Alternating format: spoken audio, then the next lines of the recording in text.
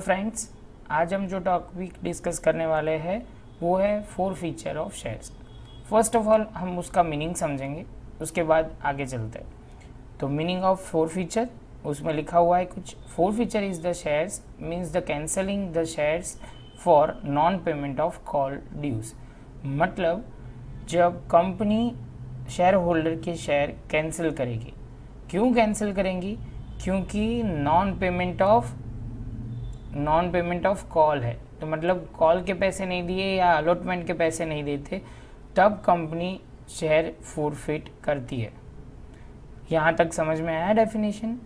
क्यों कैंसिल करती है कंपनी? क्योंकि कंपनी को पैसे नहीं देते ऑन टाइम, इसलिए वो पेमेंट नहीं होता, इसलिए कंपनी उसके शेयर कैंसिल कर देती है।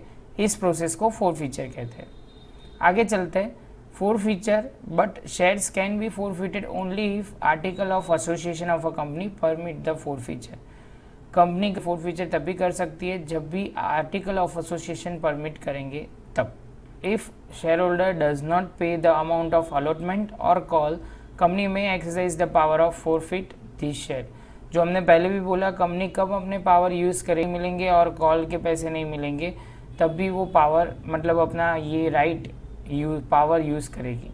कंपनी को फोर फीचर करने के लिए थोड़ी प्रोसीजर करनी होती है, वो हम पहले पढ़ते हैं और समझते हैं। The company before four feature must first give clear 14 days notice to the defaulting shareholder that unless he pay the amount due together with interest, if any by specified date, shares shall be forfeited. If shareholder still does not pay, the company may forfeit the shares by passing the appropriate resolution.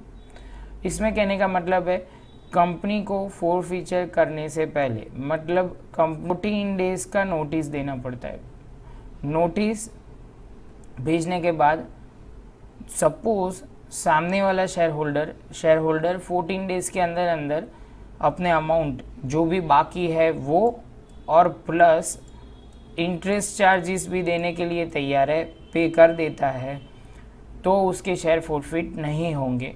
लेकिन 14 days के बाद share holder के सामने से कोई response नहीं आता, तो कंपनी उसके बाद कार्यवाही करके मतलब प्रॉपर रिजोल्यूशन पास करके उसके शेयर्स फोरफिट कर लेगा।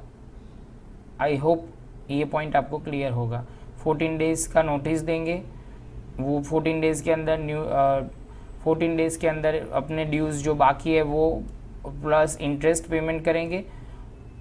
सब कर देते हैं वो तो सही है, नहीं करेंगे तो क्या करेंगे? कंपनी प्रॉपर रिजोल्यूशन करने के बाद वो फोरफिट कर लेंगे। अभी लास्ट पॉइंट समझते हैं। On forfeiture the shares are cancel and that extend to share capital is reduce. यहाँ कहने का मतलब क्या है कि हम फोरफिट करेंगे, उसकी वजह से क्या होगा, जितनी शेयर कैपिटल है उसमें से ये शेयर कैपिटल रिड्यूस हो जाएगी, क्योंकि हम शेयर्स क्या कर रहे हैं? कैंसिल कर रहे हैं। इसलिए आगे चलते हैं। The amount already paid by the share holder is not return to him. तो इसमें कहने का मतलब है कि एक बार जो शेयर फोरफिट हो गए, कंपनी उसके पैसे वापस नहीं देंगी। मतलब उन्होंने जितने पैसे पे किए, सपोज 10 में से 8 रुपये पे किए, तो कंपनी 8 रुपया फोरफिट कर लेगी। आगे चलते।